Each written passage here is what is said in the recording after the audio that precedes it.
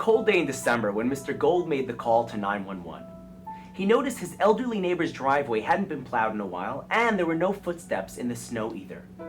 The police entered the home to find that Larry, an elderly man, had passed away weeks ago. Investigations began, and as it turns out, Larry was Jewish. The Jewish Burial Society of Toronto worked tirelessly to contact the family or the friends, but Larry had none. The day of the funeral arrives, and 5 people show up. 4 people doing the burial, and Mr. Gold, who originally made the call to 911. The time for eulogies arrives, and it's silent. And then Mr. Gold breaks the silence, as his eyes well up with tears, and he begins to cry. "Larry, I never knew you. I didn't know that you had no parents, no kids, no siblings, no friends. I didn't know that you were so alone in this world. I never reached out to you to say hi.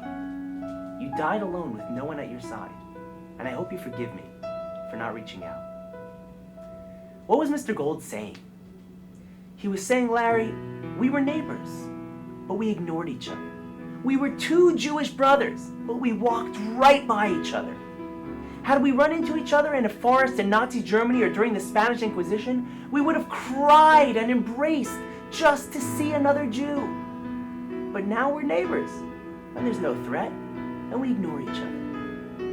Why do we wait until there's a threat to embrace every Jew? Let's not wait for anti-Semitism to escalate, to smile, and to say hi to each other. Let's start breaking down the walls between us now. Whether it's a friend, a neighbor, a coworker, whether they're old, young, religious, secular, reformed, conservative, Orthodox, Reconstructionist, Ashkenazic, Sephardic, whatever the walls may be, break them down. Let's embrace. You know, very soon we're all going to hear the shofar cry out. But it's not just the sound that we hear. It's a call to action. This is the time of year to pick up the phone, to reach out to that neighbor, that coworker, that relative, regardless of our differences. This year, let's break the walls between us and just embrace. And may the Almighty see His children entering the high holidays, arm in arm, and bless us all with a happy, sweet new year.